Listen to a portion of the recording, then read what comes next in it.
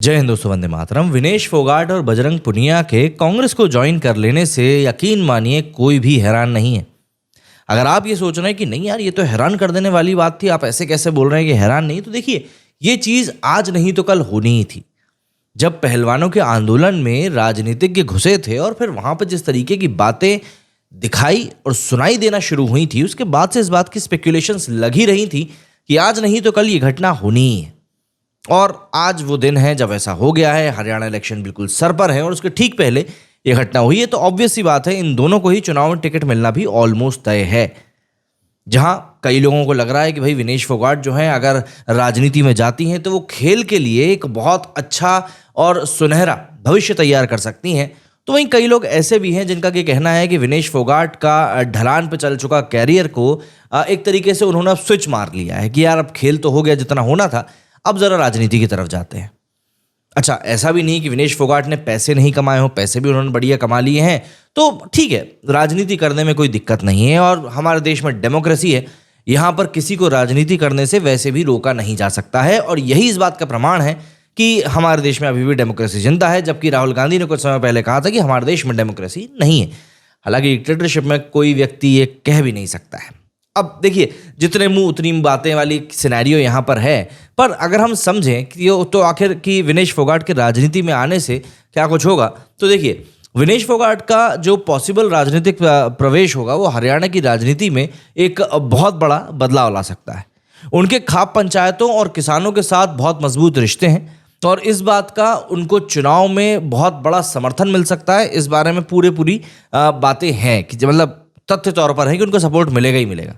आगामी विधानसभा चुनाव में विनेश फोगाट की भूमिका हरियाणा की सियासत में एक बहुत बड़ा रोल प्ले कर सकती है और इसी को लेकर कई सारे चुनावी विश्लेषकों का यही कहना था कि आने वाले समय के लिए ये एक चीज़ तैयार की जा रही है। अगर हम हरियाणा चुनाव की बात करें तो हरियाणा के विधानसभा चुनाव आने वाली 5 अक्टूबर को होने हैं, वहीं मतगणना इनकी 8 अक्टूबर को होगी। आपको बता दूं कि इससे पहले ये तारीख 1 और 4 अक्टूबर थी, लेकिन चुनाव आयोग ने इसमें बदलाव किया। आयोग ने इसके पीछे की वजह बताते हुए सफाई दी कि बिश्नोई समुदाय के मताधिकार और परंपराओं दोनों का सम्मान करने के लिए यह फैसला लिया गया है। दरअसल बिश्नोई समाज ने असोज अमावस्या उत्सव में भाग लेने की सदियों पुरानी प्रथा को कायम रखा है। ये उस दिन अपने गुरु जंबेश्वर की स्मृति में उत्सव मनाते हैं। राजस्थान की नोखा तहसील में पिछले करीब 490 साल से ये मेला लगातार लगता आ रहा है। पिछले 1 महीने के दौरान वैसे भी विनेश की जिंदगी में काफी उतार चढ़ाव आए। पहले तो विनेश पेरिस ओलंपिक के फाइनल तक पहुंची। फाइनल में विनेश की गोल्ड या एटलीस्ट सिल्वर की उम्मीद तो थी, लेकिन उसके ठीक पहले अनहोनी हो गई।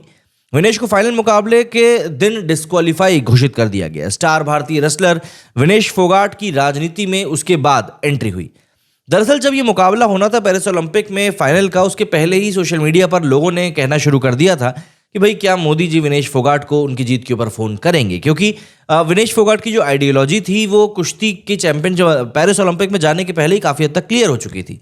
तो इसी को लेकर स्पेकुलेशंस लगाए जा रहे थे। लोगों ने तो यहाँ तक कहना शुरू कर दिया था कि ये एक तरीके का मोदी को तमाचा है और बहुत तरह की बातें सोशल मीडिया पर फाइनल बाउट होने के पहले ही आ गई थी। अब ऐसे में जब राजनीति में विनेश फोगाट की एंट्री हुई है तो विनेश 6 सितंबर को दोपहर 2:30 बजे कांग्रेस पार्टी में शामिल हुई। विनेश के साथ साथ रेसलर बजरंग पुनिया भी कांग्रेस का दामन थाम चुके हैं। विनेश बजरंग ने हाल ही में कांग्रेस के पूर्व अध्यक्ष एवं लोकसभा में नेता प्रतिपक्ष राहुल गांधी से मुलाकात भी करी थी। विनेश और बजरंग के हरियाणा विधानसभा में चुनाव लड़ने की पॉसिबिलिटी है। कयासों के मुताबिक विनेश को दादरी से टिकट दिया जा सकता है, वहीं बजरंग को किसी जाट बहुल सीट से उतारा जा सकता है। विनेश फोगाट की राजनीति में एंट्री सरप्राइज करने वाली कहीं से कहीं तक नहीं है। ठीक 1 महीने पहले यानी 6 अगस्त को वो पेरिस ओलंपिक 2024 में अपना दमखम दिखा रही थी, लेकिन अब 1 महीने बाद 6 सितंबर को उनका पॉलिटिकल डेब्यू हो चुका है।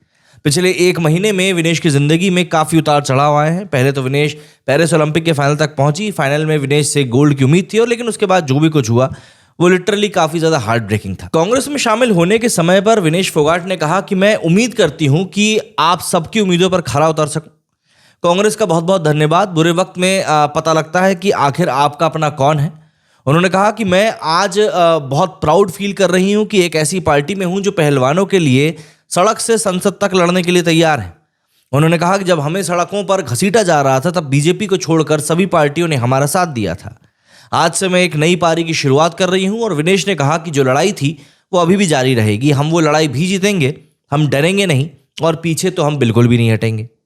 कांग्रेस का हाथ थामने के बाद विनेश ने कहा कि मैं हर उस महिला के साथ खड़ी हूं जो खुद को असहाय पाती है। मैं चाहती तो कुश्ती जंतर मंतर पर छोड़ सकती थी। बीजेपी आईटी सेल ने झूठ फैलाया कि हमारा करियर खत्म हो चुका है, हम नेशनल नहीं खेलना चाहते। मैंने नेशनल खेला, ओलंपिक खेला, भगवान की कुछ अलग ही योजना थी। उन्होंने कहा कि बजरंग को डोपिंग आरोप में 4 साल के लिए बैन कर दिया गया क्योंकि वो हमारे साथ खड़े हुए। हमारी लड़ाई अदालत में जारी रहेगी। विनेश ने कहा कि दिल से खेला, दिल से आपके साथ खड़े हैं। विनेश के साथ कांग्रेस में शामिल हुए बजरंग पुनिया ने भी कहा कि बीजेपी आईटी सेल का कहना है कि हमारा एकमात्र उद्देश्य राजनीति करना है। हमने बीजेपी उनकी महिला सांसदों को आमंत्रित किया था लेकिन वे बेटियों के साथ खड़े नहीं हुए, लेकिन कांग्रेस हमारे साथ खड़ी रही। बीजेपी बेटियों के साथ हुए अन्याय के साथ थी, बाकी पार्टियां हमारे साथ थी। उन्होंने कहा कि जब विनेश फाइनल पहुंची तो पूरा देश खुश था, लेकिन जब विनेश बाहर हुई तो पूरा देश दुखी था और आईटी सेल के जो लोग थे वो जश्न मना रहे थे। अब देखिए, यहाँ पर विनेश फोगाट और बजरंग पुनिया ने जो बात कही कि बीजेपी हमारे साथ नहीं खड़ी थी, बाकी पूरी पार्टी हमारे साथ खड़ी थी। देखिए, राजनीति का तो ये एक बहुत बेसिक सा असूल होता है कि अगर सत्ता में बैठी हुई पार्टी के खिलाफ आप किसी ऐसे नायक को, जननायक को खड़ा कर सकें जिसके साथ इस समय अभी पब्लिक का सपोर्ट है, तो पूरी पार्टियां ऑब्वियस सी बात है उसी के साथ जाती हैं। दूसरी बात रही कांग्रेस की, तो देखिए कांग्रेस का इतिहास तो सभी को पता है कि वो किस तरीके से मौके पे चौका मारने की कोशिश करते हैं। अब अच्छा है कि अगर उनका ये चौका पड़ जाए, वरना कई बार ये क्लीन बोल्ड भी हो जाते हैं।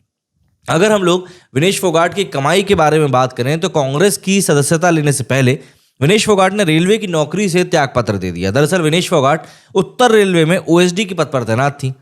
विनेश ने इसकी घोषणा करते हुए बताया कि रेलवे की सेवा जीवन का सबसे यादगार और गौरवपूर्ण समय रहा है। उन्होंने त्यागपत्र में लिखा कि मैं रेलवे परिवार की हमेशा आभारी रहूंगी। इस पद पर रहते हुए विनेश फोगाट की जो सैलरी थी वो मंथली करीब 1 लाख रुपए से ज्यादा थी। विनेश फोगाट पेरिस ओलंपिक में सिर्फ 100 ग्राम वजन बढ़ने से मेडल जीतने से चूक गई थी, लेकिन पिछले 1 महीने में ही विनेश फोगाट के ब्रांड वैल्यू में एक बहुत बड़ा और जोरदार इजाफा भी हुआ है।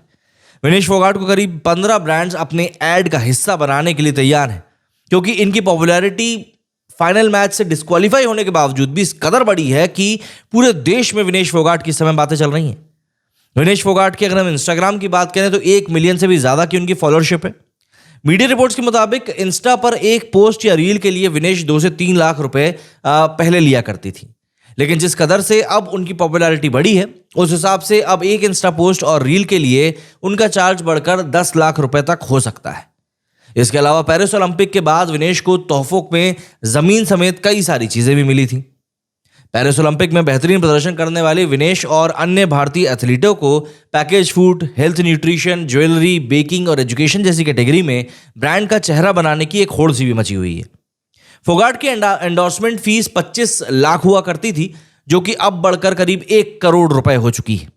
विनेश फोगाट ने ओलंपिक की शुरुआत से पहले नाइकी स्पोर्ट्सवेयर और कंट्री डिलाइट डेयरी का विज्ञापन भी किया था।